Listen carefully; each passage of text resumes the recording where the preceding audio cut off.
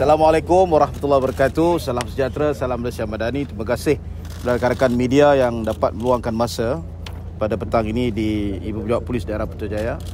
Bersama-sama saya ialah Datuk Suraya, Sisi Politik, Menteri Undang-Undang, dan juga Datuk Ismail, Timbalan Ketua Pengarah JECOM, pemimpin masyarakat dan seluruh rakan-rakan media. Pada hari ini jam 2.43 petang tadi, saya telah membuat satu laporan polis bagi menyiasat gerakan yang didakwa sedang diusahakan dengan bersungguh-sungguh oleh beberapa orang ahli Parlimen Pembangkang untuk menjatuhkan Kerajaan Malaysia Madani, pimpinan Yang Amat Berhormat Perdana Menteri Datuk Seri Anwar Ibrahim. Pendedahan telah dibuat oleh seorang penulis blog yang dikenali sebagai Raja Petra Kamarudin yang mendakwa terdapat gerakan bersungguh-sungguh beberapa ahli Parlimen Pembangkang untuk menggulingkan kerajaan. Gerakan yang dipanggil sebagai langkah Dubai ini jelas adalah satu tindakan tidak bertanggungjawab yang bukan saja mengganggu-gugat sistem demokrasi berparlimen, malah sia-sia kerana akta anti lompat parti yang telah pun diluluskan menghalang sebarang usaha menukar Perdana Menteri dan juga kerajaan di pertengahan pentadbiran. Saya yakin gerakan ini telah dimulakan oleh beberapa orang ahli parlimen termasuk pimpinan pembangkang yang tidak bertanggungjawab. Tindakan mereka hakikatnya boleh memudaratkan demokrasi berparlimen, menimbulkan keresahan dan mencetuskan ketidaktenteraman awam. Cubaan untuk mewujudkan ketidakstabilan politik yang boleh mengancam keselamatan negara mesti digagalkan. Justru saya telah meminta pihak yang mempunyai wewenang, khususnya pihak polis di Raja Malaysia, untuk menyiasat gerakan ini yang sangat jelas bertentangan dengan Seksyen 124B dan Seksyen 124C Kanun Kesihatan. Makanya pada warga yang masih lagi berdegil, sayugia diingatkan undang-undang sedia ada mesti digunakan bagi menghukum mereka. Dan untuk makluman rakan-rakan media juga, pada hari ini ada gerakan polis, laporan polis ini telah pun dibuat di 12 negeri, ya.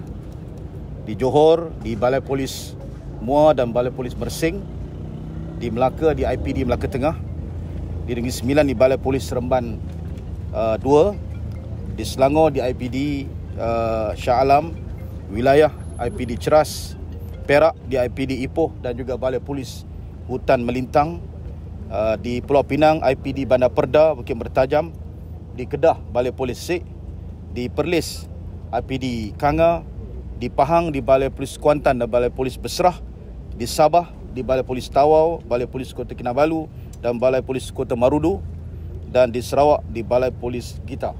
Dan saya yakin akan banyak lagi laporan yang dibuat untuk memberi ruang kepada pasukan polis memulakan siasatan, kerana kita mesti tamatkan cakap-cakap dan cerita-cerita untuk menukar Perdana Menteri dan juga menggulingkan kerajaan pada ketika ini. Terima kasih. Datuk Seri ada sebut nama pembangkang yang didakwa menggerakkan langkah Dubai. Datuk Seri dedahkan laporan polis nama-nama tersebut? Saya tidak dedahkan dalam laporan polis, namun saya percaya dalam siasatan memberi keterangan nanti pasti soalan-soalan ini akan ditanya, dan biarlah pihak polis menyiasat perkara ini.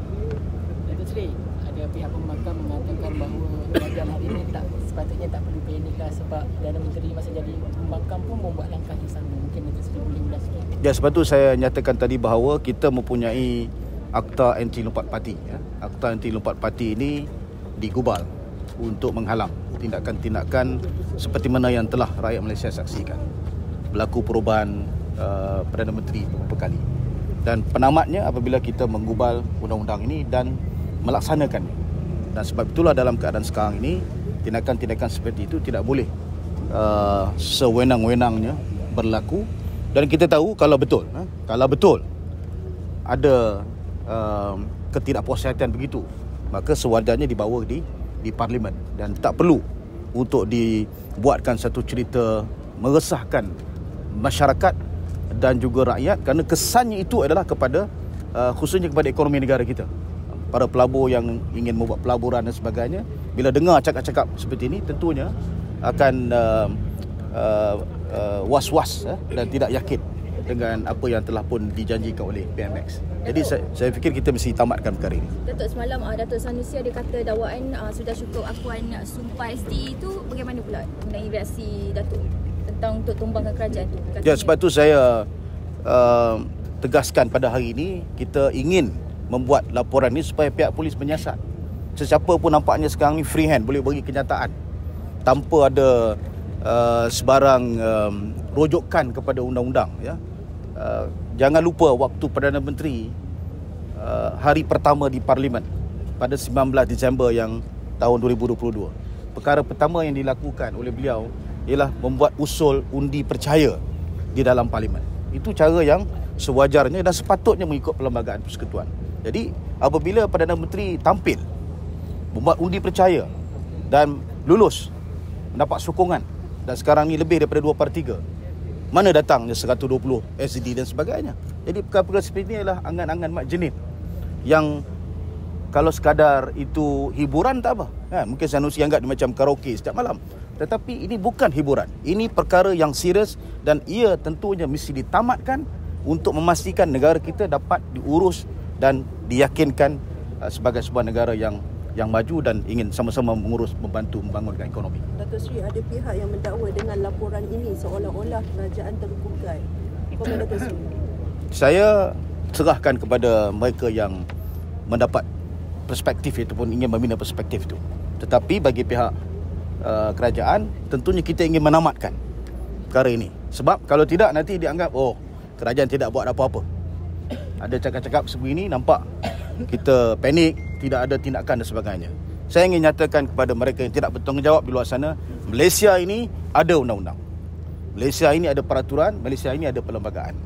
Dan kita telah lalui episod ini pelbagai, banyak kali lalui episod ini. Kita telah berikan penamatnya dengan undang-undang Akta Anti Lompat Parti. Dan dengan adanya undang-undang seperti Seksyen 124 ini, memberikan ruang pada pihak berkuasa untuk menghukum dan menyiasat mereka-mereka yang bertanggungjawab untuk dibawa ke muka pengadilan. Jadi saya minta juga pihak polis untuk segera siasat, dan mudah-mudahan mereka yang menjadi culprit ini, yang suka melihat kesalahan ini berlaku, dapat kita hukum di bawah undang-undang Malaysia ini. Datuk Seri, sejauh mana Datuk Seri yakin bahawa langkah Dubai ini sebenarnya ada? Kerana kita melihat sebelum ini ada langkah London, tapi juga tidak ditunaikan ataupun dilakukan. Setakat ini, sejauh mana Datuk Seri yakin kesahihan langkah Dubai ini sebenarnya wujud? Sebab itu saya ambil pendirian hari ini untuk membuat laporan supaya siasatan boleh dilakukan. Sebab selama ni kita berdiam. Seperti tahun lepas lah, hujung 2023 kan, kita tengok betul ke ni, kan? Ini macam acah-acah ya sebagainya. Tapi bila nampaknya menguasai social media dan persepsi rakyat, saya fikir perlu ditamatkan. Tindakan perlu diambil. Jadi satu laporan harus dilakukan. Untuk apa laporan dilakukan? Supaya pihak berkuasa boleh memulakan tugas. Jadi saya harap selepas ini, dengan puluhan report yang dibuat, ini tentunya satu perkara yang menjadi keprihatinan, dan saya yakin pihak polis akan mengambil tindakan yang tegas. Baik. Report negeri lain akan menyusulkan? Tadi saya sebut tadi, di semua balai. Hari ini pada tarikh yang sama, pada waktu yang sama, serentak. Ya, serentak. Datuk Seri, boleh ulas sikit pasal semalam Presiden UMNO tergesa-gesa ke Sabah, ada kaitan ke dengan langkah Dubai ke apa? Itu saya tiada maklumat. Saya tiada maklumat. Datuk Suraya tak tahu. Tiada maklumat. Datuk Suraya serta politik Datuk Seri Azalina. Kena tanya Datuk Seri Zaid. Okey, terima kasih. Alright. Terima kasih.